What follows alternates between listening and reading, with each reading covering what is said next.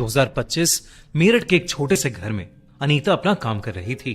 तभी हंसती खेलती हुई पड़ोस में रहने वाली 6 साल की पीहू उसके पास आकर बैठ गई। पीहू के पापा सौरभ जब लंदन से आए थे तब से अनीता ने उन्हें देखा नहीं था, तो उसने पीहू को एक चॉकलेट दी और उससे पूछा कि उसके पापा कहाँ हैं और कैसे हैं। पीहू ने चॉकलेट ले ली पर वो रोते हुए बोली, पापा ड्रम में हैं।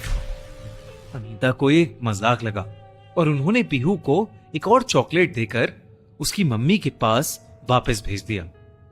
कुछ दिन बाद पीहू की मां मुस्कान रस्तोगी के घर का मकान मालिक उनके घर कुछ मजदूर लेकर आया, क्योंकि उसे कुछ चीजों की मरम्मत करवानी थी। मुस्कान इस बात को कई दिनों से टाल रही थी, लेकिन मकान मालिक ने इस बार उसकी कोई बात नहीं सुनी। मजदूर घर का सारा सामान बाहर रख चुके थे, सिवाय एक बड़े से नीले ड्रम के। उन दो मजदूरों ने वो ड्रम उठाने की कोशिश की, लेकिन वो अपना पूरा दम लगाकर भी उसे उठा नहीं पा रहे थे। मकान मालिक ने उन्हें ड्रम खाली करके ले जाने को कहा, लेकिन जैसे ही उन्होंने ड्रम खोला वैसे ही पूरे रूम में एक बहुत गंदी बदबू आने लगी। जब मजदूरों ने ध्यान से उस ड्रम को देखा, उसमें किसी इंसान की सड़ रही बॉडी पड़ी थी। मकान मालिक ने मुस्कान को आवाज लगाई, लेकिन मुस्कान वहां से जा चुकी थी। उधर मुस्कान रोते रोते अपने पेरेंट्स के घर पहुंची। पीहू, जिसको कुछ हफ्ते पहले मुस्कान ने अपने पेरेंट्स के साथ रहने भेज दिया था, अपनी मां को ऐसी हालत में देखकर डर गई। मुस्कान के पेरेंट्स ने उससे बार बार उसके रोने की वजह पूछी। पहले तो मुस्कान ने कुछ नहीं कहा, लेकिन फिर एक धीमी सी आवाज में उसने बताया कि उसके पति सौरभ को उसके ससुराल वालों ने ही मार दिया है। ये सुनकर मुस्कान के पेरेंट्स के पैरों तले जमीन खिसक गई। मुस्कान के पिता ने मुस्कान को तुरंत स्कूटर पर बिठाया और पुलिस स्टेशन की ओर चल पड़े। मुस्कान के पिता उसे पुलिस के पास ले जा तो रहे थे, लेकिन उन्हें मुस्कान की हालत देखकर समझ आ गया था कि वो उनसे कुछ छुपा रही है। उन्होंने स्कूटर को एक शांत इलाके में जाकर खड़ा कर दिया। मुस्कान आखिरकार टूट गई और उसने कबूल किया कि साहिल नाम के लड़के ने उसका इस्तेमाल करके सौरभ को जान से मार डाला है और सौरभ की लाश उनके घर में एक नीले ड्रम में है। करीब 9 साल पहले मुस्कान अपने माता पिता और नाना के साथ मेरठ के एक छोटे से घर में रहती थी। मुस्कान के नाना एक ज्योतिष थे और उनसे मिलने रोज उनके घर कई लोग आते थे। इनमें से एक था सौरभ राजपूत। सौरभ जब पहली बार उनके घर आया तो मुस्कान को देखते ही उसे प्यार हो गया। मुस्कान को भी सौरभ पसंद आया और दोनों ने शादी करने का फैसला किया। लेकिन एक बहुत बड़ी दिक्कत थी, उनके पेरेंट्स नहीं चाहते थे कि वो शादी करें, लेकिन मुस्कान और सौरभ ने भागकर शादी कर ली। कुछ समय बाद दोनों के पेरेंट्स भी मान गए और मुस्कान सौरभ के परिवार वालों के साथ रहने लगी। सौरभ मर्चेंट नेवी में था और ज्यादातर देश के बाहर रहता था। मुस्कान अकेले घर पर रहती थी, तो उसके सौरभ के घर वालों से रोज झगड़े होने लगे। वो इतनी ज्यादा परेशान हो गई कि वो सौरभ को वापस बुलाकर एक अलग घर में रहने लगी। सौरभ दूसरी नौकरी करने लगा और वो दोनों फिर से हंसी खुशी रहने लगे। 2019 में उनकी बेटी हुई, जो शायद उनकी जिंदगी का सबसे हसीन पल था। पर सौरभ की जिम्मेदारियां अब बढ़ गई थीं, तो वो काम करने के लिए लंदन चला गया। मुस्कान फिर से अकेली पड़ गई। इसी बीच उसके एक स्कूल फ्रेंड ने मुस्कान को एक स्कूल के व्हाट्सएप ग्रुप में ऐड किया। वहां उसकी बात अपने एक बैचमेट साहिल से हुई। हालांकि वो स्कूल में ज्यादा बात नहीं करते थे, लेकिन ग्रुप पर बात करते करते वो लोग अच्छे दोस्त बन गए। दोनों ने साथ में समय बिताना शुरू कर दिया और साहिल और मुस्कान के घर में ही दोनों ने साथ में टाइम बिताना शुरू कर दिया। साहिल एक ड्रग एडिक्ट था और उसने अपने साथ मुस्कान को भी नशे की लत लगा दी। साहिल और मुस्कान अब एक दूसरे से प्यार करने लगे थे। सौरभ को इस बात की भनक लग गई थी। उसने मुस्कान के पेरेंट्स को उस पर चेक रखने के लिए कहा, लेकिन मुस्कान ने अपनी साहिल से अफेयर की बात को झुठला दिया। सौरभ ने इस बात को जाने दिया और वो दोनों वापस नॉर्मली बात करने लगे। पर धीरे धीरे मोहल्ले वालों को भी साहिल और मुस्कान के अफेयर का पता चल गया था। सौरभ का शक भी बढ़ता जा रहा था और उसने मुस्कान से डिवोर्स और पीहू की कस्टडी मांगी।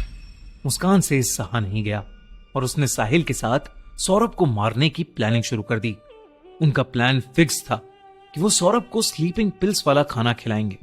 इसी बीच 2025 की शुरुआत में मुस्कान को सौरभ का कॉल आया कि वो वापस इंडिया आ रहा है ताकि वो मुस्कान और पीहू दोनों का बर्थडे साथ में सेलिब्रेट कर सके, जिसके बाद वो उन्हें लंदन ले जाएगा। वहीं मुस्कान मेरठ में ही रुकना चाहती थी और उसने साहिल के साथ मिलकर एक प्लान बनाया। सौरभ वापस आया। मुस्कान और सौरभ ने साथ में धूमधाम से नाचते हुए पीहू का बर्थडे सेलिब्रेट किया। सौरभ को लगा कि आखिरकार उनके बीच में चीजें ठीक हो रही हैं। फिर 2 दिन बाद मुस्कान का बर्थडे आया। सौरभ उस दिन हद से ज्यादा खुश था क्योंकि मुस्कान उसे वापस प्यार करने लगी थी। उसने मुस्कान के साथ आगे की फ्यूचर की बात करते करते अपना खाना खाया, जिसके बाद उसे थोड़ी कमजोरी होने लगी। जहां सौरभ को लग रहा था कि उसकी तबीयत खराब हो रही है, वहीं दरअसल वो नींद की गोलियों का असर था जिससे मुस्कान उसे मारना चाहती थी। पर उस रात सौरभ को कुछ नहीं हुआ। फिर 3 मार्च को सौरभ की मां ने उसके लिए उसकी मनपसंद सब्जी भेजी। मुस्कान ने बड़े प्यार से सौरभ को वो सब्जी खिलाई। खाना खत्म करते ही सौरभ को नींद आने लगी। उसे लगा वो थक गया है, पर उसे नहीं पता था कि उस खाने में ढेर सारी नींद की गोलियां थीं। सौरभ जैसे ही बेहोश हुआ, मुस्कान ने तुरंत साहिल को बुला लिया। साहिल ने मुस्कान को एक बड़ा सा चाकू दिया और मुस्कान ने वो चाकू सौरभ के सीने में घुसा दिया।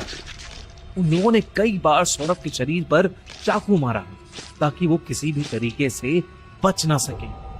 फिर उन दोनों ने मिलकर उसका सर, पैर, हाथ ये सब काट कर उसके 15 टुकड़े किए और इन टुकड़ों को एक नीले ड्रम में डालकर उस ड्रम को सीमेंट से भर दिया। ये सब सुनकर मुस्कान के पिता बुरी तरह घबरा गए। वो तुरंत उसको पुलिस स्टेशन लेकर गए। पुलिस ने जब मुस्कान से सौरभ के मर्डर की कहानी पूछी तो उन्हें भी विश्वास नहीं हुआ कि कोई अपने चाहने वाले के साथ ऐसा कैसे कर सकता है। पुलिस ने उस ड्रम को बरामद किया। उस ड्रम में सौरभ के कटे हुए बॉडी पार्ट्स बरामद हुए, जिसे देखकर सौरभ के परिवार वाले पूरी तरह से टूट गए। पुलिस ने साहिल को भी अरेस्ट कर लिया।